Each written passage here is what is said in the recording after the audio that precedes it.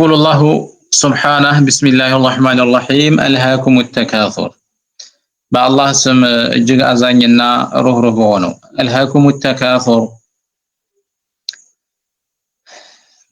በቁጥር ብዛት መፈካከር ጌታችሁን ከማምለክና ለሱ ታዛዥ ከመሆን አዘናጋችሁ ይላል። ቁሳዊ በሆኑ ነገራቶች ላይ በቁጥር ብዛት መፈካከር ጌታችሁን ከመገዛት አዘናጋችሁ። شغلتكم المباحة والمفاخرة والمكاثرة بكثرة المال والعدد عن طاعة ربكم وما ينجيكم من سخطه مالتهم حتى زرتم المقابر መቃብሮችን እስከ ጎበኛችሁ ድረስ ይላል።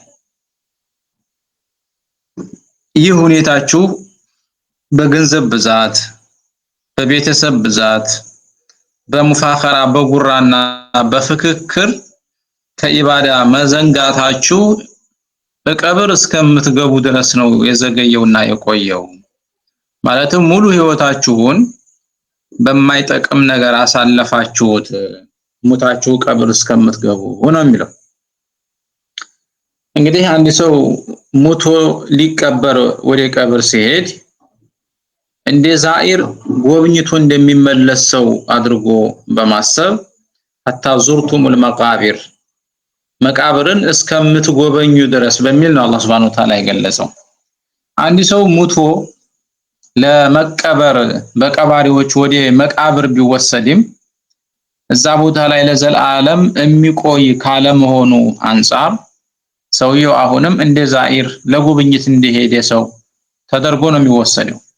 ምክንያቱም በተቀበረበት ቦታ ለዘላለም አይኖርም። የተወሰነ ጊዜ ቆይቶ ከዛም አላህ Subhanahu Wa Ta'ala ሩሁን መልሶለት ይነሳና ይቀሰቀስና ኢማ ኢለል ጀና ወኢማ ኢለን ናር ወደ ሌላ ሀገር ይዘዋወራል። ከዚህ አንፃር ነው ሙቶ የሚቀበርን ሰው ለቀብር ጉብኝት እስከሄዳችሁበት ጊዜ ድረስ በሚል የተገለጸው ማለት ነው። በሌላ መንገድ حتى زرتم المقابر በቁጥር ብዛት ፍክክራችሁ አላህን ከማምለክ አዘናጋችሁ መቃብርን እስከ ጎበኛችሁ ድረስ ማለት የሞቱ ወገኖቻችሁን እስከምታነሱ ድረስ የኔ አባት ቸር ነበር፣ የኛ ዘር ጀግና ነበር፣ እኛ ከገሌ ነው የተወለድነው እያላችሁ የሞቱ የተቀበሩ አያት ቅድመ አያቶቻችሁን እስከምታነሱ ድረስ ያሉትን ጨርሳችሁ የሞቱትንም እስከምታነሱ ድረስ ለማለት ነው። እቺ ሱራ የተወረደችው አይሁዶችን አስመልክታ ነው ይባላል። ነህኑ አክሰሩ ሚን በኒ ፉላን ወበኑ ፉላኒን አክሰሩ ሚን በኒ ፉላን እሰሳቸው እነገሌ የገሌ ቤተሰብ ከገሌ ይበልጣል፣ ያኛው ቤተሰብ ደግሞ እነገሌ ይበልጣሉ በሚል ፍክክር ውስጥ ገብተው ስለነበረ በዚህ ሁኔታ ላይ ስለሞቱ ወይም ደግሞ ለፍክክር ከተፈካካሪው ቡድን የተሻሉ ያደርገናል ብለው በማሰብ የሞቱ ወገኖቻቸውን ሁሉ ይቆጥሩ ስለነበረ አላህ Subhanahu Wa Ta'ala ይሄ ምኑ ይጠቅማል? ከማንም ተወለድ ስራ ካልተስተካከለ የብዙ ጎሳ አባል መሆንህ ምንድነው የሚጠቅመህ? መጣቢሂ አመሉሁ ለም ይስሪ' ቢሂ ነሰቡ ስራው ወደ ኋላ ያዘገየው ከኋላ ያስቀረው በስራው መቀደም ከአላህ ጋር መታረቅ ያልቻለ ሰው የብዙ ቤተሰብ አባል መሆኑ የባለስልጣን የባለ ሀብት ቤተሰብ አባል መሆኑ ምንም አይጠቅመው እንዳሉት ረሱላህ ሰለላሁ ዐለይሂ ወሰለም ማለት ነው። ከላ ተከልከሉ ከዚህ ተግባራችሁ ለይሰል አምሩ ቢተካሱር ነገሩ በፍክክር በቁጥር ተሽሎ በመገኘት አይደለም ይላል አላህ Subhanahu Wa Ta'ala። ሰውፈ ተዕለሙን ሳታውቁ አትቀሩም። ወዒድ ለሁም በዚህ መጥፎ ባህሪ ላይ ለተሰማሩ ሰዎች ዛቻ ነው። ثم ከላ አሁንም ተከልከሉ ከረረሁ ተእኪዳ ሰውፈ ተዕለሙን የዚህን ስራችሁን ክፋቱን ሳታውቁት አትቀሩም። ወዒዱን ባዕደ ወዒድ ወልማዕና ሰውፈ ተዕለሙነ ዓቂበተ ተካሱሪኩም ወተፋኹሪኩም ኢዛ ነዘለ ቢኩሙል መውት። እንዲሁ በቁጥር በፍክክር በጉራ ለዘላለም አትኖሩም፣ ትሞታላችሁ። በዛን ጊዜ ይህ ጉራችሁና ፍክክራችሁ የሚያመጣውን ፍጻሜና አቂባችሁን ታዩታላችሁ። ይህን ሳታውቁ አትቀሩም ነው የሚለው አላህ ሱብሓነሁ ወተዓላ። ከላ ለው ተዕለሙነ ዒልመል የቂን፣ በእውነት እናንተ የእርግጠኝነትን እውቀት ብታውቁ ኑሮ ይላል። አይ ዒልመን የቂነን፣ የእርግጠኝነትን እውቀት ብታውቁ ኑሮ። ወጀዋቡ ለው መሕዙፉን ለሸገለኩም ማ ተዕለሙነ አን ተካሱሪ ወተፋኹር። ይህ እውቀታችሁ አሁን ካላችሁበት ፍክክር ያሻገላችሁ ነበረ፣ በሚጠቅማችሁ ስራ ትተጉ ትለፉ ነበረ። ግን እውቀታችሁ በእውነት ላይ የተመሰረተ አይደለም፣ ኢልመል የቂን የላችሁም ነው የሚለው። ለተረውነል ጀሒም፣ በዚህ ስራችሁ ላይ ከቀጠላችሁ ገሃነምን ታያላችሁ፣ ማየታችሁ አይቀርም። አይ ተረውነሃ ቢአብሷሪኩም አን በዒድ ማለት ነው። ثم لترونها፣ ከዚያም ወላሂ ልታዩዋት ይላል። አላሙ ላሙል ቀሰም።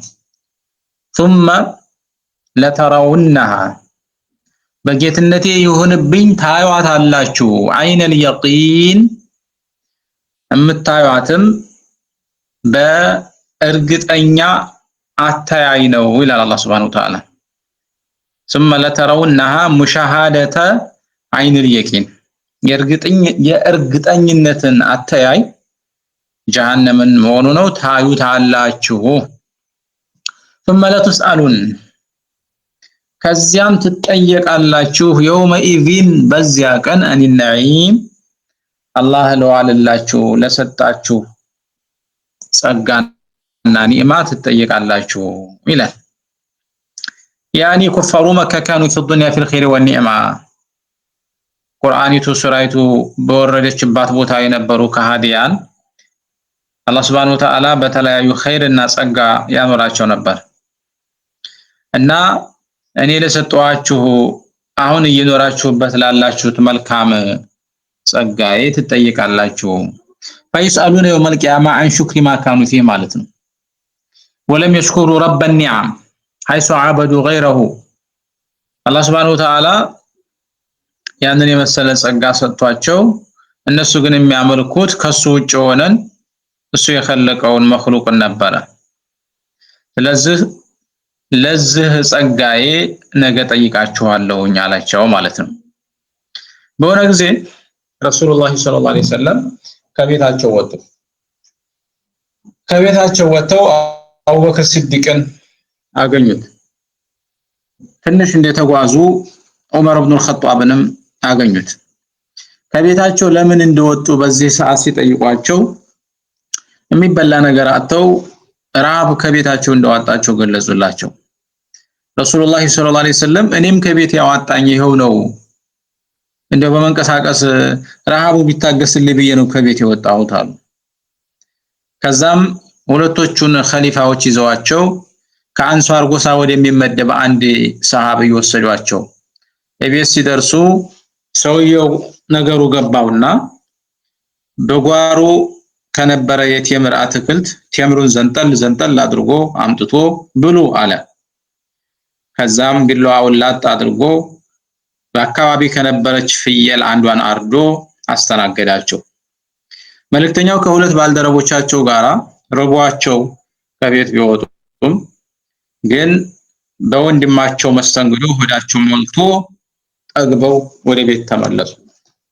ሲመለሱ ረሱሉላህ ሰለላሁ ዐለይሂ ወሰለም ነገ አላህ ፊት ስለዚህ ጸጋ ትጠየቃላችሁ፣ ርቦን ከቤት ወጣን፣ አላህ በጸጋው ሆዳችንን ሞላው፣ ረሃባችንን አስታገሰው፣ ይህ ከአላህ ለኛ የተሰጠ ትልቅ ጸጋና ኒዕማ ነው፣ አላህ ስለዚህ ይጠይቀናል ብለዋል።